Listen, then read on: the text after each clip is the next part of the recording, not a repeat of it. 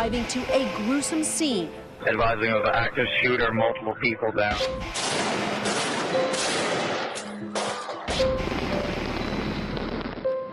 I come from Somalia. When I was a sophomore in high school, I wrote about studying the Holocaust and how I identified with the survivors. I've really learned to stand against genocide and injustice. This fall, I'll start at Stanford University as a junior.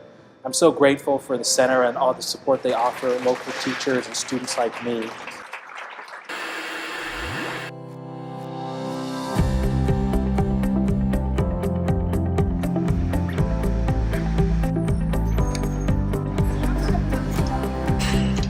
Our goal in teaching the Holocaust, one of our goals is to help students realize that you have a choice every single day. Do you want to be a perpetrator? Do you want to be a bystander?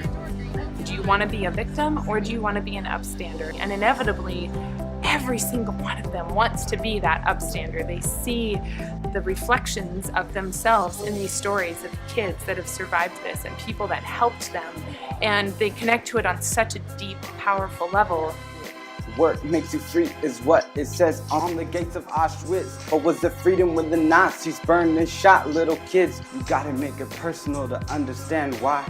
As you remember all the innocent lives that were lost, you always remember, you'll never forget. You'll always keep in mind the Holocaust.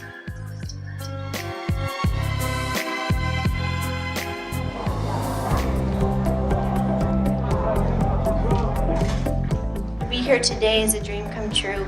I wanted to capture the sorrow of millions in one man's face. I was inspired by how even one small act of kindness could save a life, and I believe that a voice, no matter how small it may seem, is important. Making choices! Mount Baker Middle School has a really diverse population. Because we're a Title I school and 68% of our students qualify for free and reduced lunch, we have very limited resources in what we're able to use. And I rely heavily, almost solely, on the Holocaust Center here in Seattle. My first year teaching, I was told, language arts usually teaches the Holocaust. End of story. And so I immediately went onto the website and saw these fantastic resources that are available to teachers.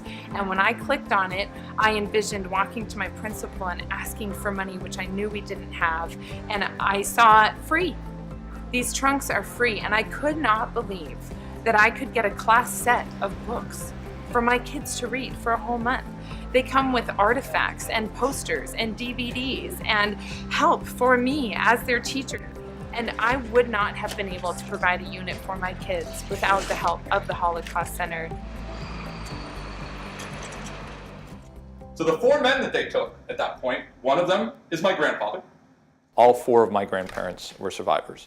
My grandmother went through Auschwitz labor camp, was involved in a death march, and then was liberated by the Russians. My grandfather was sent to Buchenwald. You want to catch one more? How do I tell the story to my kids? I have 3 kids. They're all named after their great-grandparents. I've been constantly amazed at how engrossed they are in the stories, how good the questions are, how much it causes them to think. The main thing that drives me, I think, on keeping on doing it is the feedback I get from the students. They separated men and women separately. They immediately wanted to figure out, who will live and who won't. They were thrilled. When you have a real person standing there saying my grandma and grandpa, that's something they identify with. But the fact that the Holocaust Center offers that for free to our schools, it's an awesome, awesome gift. The center has been able to put me in situations where I get to tell a story that I will probably continue telling for the next 40 years. When Hitler conquered Poland, I was 1 year old when this happened. This is in Warsaw. I lived there, I was born there. My mom survived by luck, strength, and wits. For 60-some years, I kept silent about my Holocaust background. And I think I was doing this simply for security, for my personal emotional security. And then 5 years ago, I saw that my story has value and that it can add some light to the slogan, never again. And I started speaking to younger audiences.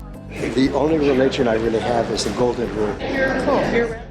He talks about the golden rule where you treat others how you want to be treated.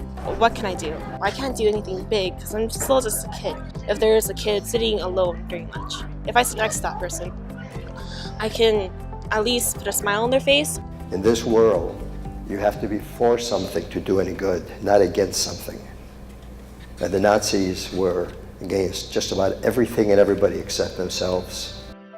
In my 6th grade year, I was in a really negative situation, and George Elbaum came to our school. Having him come really changed my life. Before I was an angry kid, I only really saw stuff that was stopping me in life, and after I met George Elbaum and saw what he had gone through, I changed from a kid that only saw things were going to stop him to obstacles that he could overcome if he tried hard enough. I learned to really value the family that I had and love the time I spent with them and make sure they know that. It's really helped me connect with other people.